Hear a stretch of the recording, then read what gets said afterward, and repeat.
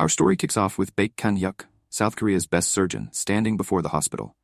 His cool and calm demeanor hides the fact that he's about to face something far beyond his operating room. But for now, it's just another day at work. Or is it? "Good morning, Professor Baek," say his colleagues as Kang-hyuk makes his way through the halls. Despite the friendly greetings, there's a tension in the air. Kang-hyuk's sharp intellect notices every detail, and something seems off today. He's heading to the director's office, but there's a storm brewing inside him. But there's more on his mind. Could something else be awaiting him today? In the director's office, Kang-hyuk is greeted warmly, but the smile on the director's face only means one thing: trouble. The director is about to make an odd request, and it's not going to be something Kang-hyuk can refuse easily. There it is, the dreaded ask. "The chairman has requested a house call," says the director. "Oh, and by the way, you'll be meeting someone for a blind date."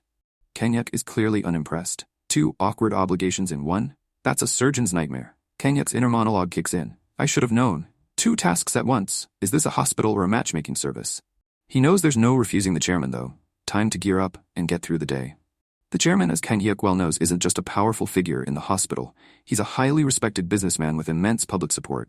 Whatever he says, goes. Kang-hyuk can't exactly back out now, can he? "Let's get this over with," Kang-hyuk thinks as he grabs his doctor's bag. His day is already looking chaotic, and the first stop is a house call. And who knows what lies ahead during this blind date setup. Arriving at the location, Kang-hyuk is already suspicious. The outside looks normal, he observes, but the inside feels eerie. He's not just visiting a home. This feels like he's walking into the lair of some ghostly figure. What's with the Grim Reaper vibes? Inside the strange room, wondering if this really is the chairman's house, or if he's about to meet someone, or something, far more unexpected. Baek Kang-hyuk sits in a luxurious room with the chairman. The conversation is cordial, but there's a mysterious aura surrounding them. The chairman casually brings up a painting, asking Baek what he thinks. The chairman shows Baek a painting, one that seems ancient and out of place. As Baek stares at it, something unsettling begins to stir within him. He's unsure why, but it feels strangely familiar. "I'm no art connoisseur, but this painting, it's something else," Baek thinks. The room grows quiet and the chairman continues his cryptic questioning. "But it's a fine painting, isn't it?" he asks. Baek, still unnerved by a sense of déjà vu, admits that the painting feels familiar. Little does he know, this simple observation is about to unravel his world. Without warning, Baek feels something pull him toward the painting, almost as if it's alive. Panic sets in. Huh? What's happening? His vision begins to blur as the room distorts. The chairman's smile fades into an indistinct blur, and before Baek knows it, the world around him shatters. Baek feels like he's falling into a vortex. Voices swirl around him, but he can't make out what they're saying. The chairman's words become muffled as Baek spirals into darkness, his last thought before everything goes black. What is going on? Baek awakens to a completely different sight. A serene landscape filled with traditional Joseon-era elements. Vibrant reds and grays blur together in an ink painting-like world. He tries to move, but his body feels disconnected, as if he's stuck in this painting. "Young master, wake up," a distant voice yells. Slowly, Baek opens his eyes, only to be greeted by a very annoyed face hovering over him. He's shaken, literally, as someone yells, "Should I punch your earhole open with my fist?" The punch connects. Baek is abruptly thrust into the world of Joseon. Confused, dazed, and maybe a little bruised, he tries to comprehend what's happening. "Who are you? What is this? And why are you punching me?" Still in disbelief, Baek looks down at his clothes. "Hanbok, did I time slip into Joseon, Korea?" "Yes, Baek, you did." The annoyed servant quips back. "Would you rather walk around naked?" Clearly, this new world isn't any less chaotic than the one he left behind. Baek, now fully awake, clutches his doctor's bag, the only remnant of the modern world he brought with him. As he looks around, he realizes he's no longer a genius surgeon, but some nobleman in a different era. What kind of strange adventure awaits him now? Baek Kang-hyuk wakes up, his head pounding, only to find himself in an unfamiliar room with a stranger speaking way too politely. "Where am I?" he wonders, still trying to piece together how he went from a fancy modern-day meeting to whatever this is. He was definitely on his way to meet the chairman. So why does this room scream ancient history? Just when Baek Kang-hyuk was beginning to regain his composure, a bearded man bursts into the room like a wrecking ball, shouting, "Kang-hyuk, you bastard!" And no, it's not a pleasant family reunion. Baek stares in shock, trying to comprehend how this furious guy knows his name. Did he forget an appointment? Wait, what? Dad, in bizarre turn of events, the bearded guy turns out to be Baek's father. Baek, still trying to make sense of things, mutters, "Dad?" But something feels off. Wasn't his father dead? This dream just keeps getting weirder by the second. Turns out, Baek's suspicion wasn't off the mark. A concerned young man reminds Baek that his father passed away a year ago. Baek blinks in confusion. This can't be real. Yet the wooden floor feels too solid to be just a dream. Before Baek can process anything, his dad starts waving a stick and yelling about life and death, threatening to teach Baek a lesson. Clearly, discipline in this era comes with heavy-handed theatrics. Fortunately, another man steps in before things escalate, and Baek, ever the confused time traveler, can only watch. Finally, a real professional arrives, a physician. And not just any physician, but one with an outfit that screams, "I'm important." Baek is relieved, hoping someone in this crazy scenario can bring some sense to it all. But why is everyone acting like this is the 1500s? The physician takes a look at the ailing servant, casually diagnosing him with blood stasis. Of course, Baek, with his modern medical knowledge, is thinking, wait, what century is this again? As if this wasn't confusing enough, the doctor suggests a treatment involving melon stalk powder? Seriously. This physician might be serious, but his methods are terrifyingly ancient. He whips out a rusty knife, ready to prick the servant's hand. Baek's eyes widen in horror as he jumps in, shouting, wait, wait, wait! You know it's bad when you have to stop someone from using kitchen utensils as medical tools. Baek can't believe what he's seeing. A rusty knife? Really? And to think this guy calls himself a doctor. Baek quickly labels him a quack, much to the quack's chagrin. The quack is very proud of his achievements, but let's be honest, how many people survived his treatments? It's looking grim.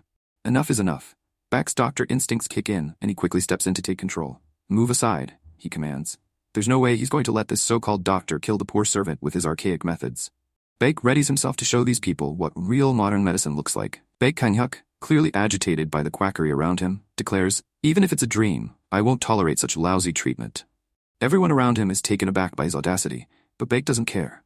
With his genius-level medical knowledge, he's not about to let this amateur show continue. Kang-hyuk steps in, pressing on the patient's abdomen and immediately identifying the problem. The pain intensifies when pressure is released, and Kang-hyuk's diagnosis becomes clear: appendicitis. This is no time for traditional remedies, he thinks, already planning his next steps. With no time to waste, Kang-hyuk shouts, get my bag. Everyone's confused, but he knows exactly what he needs: modern medical tools.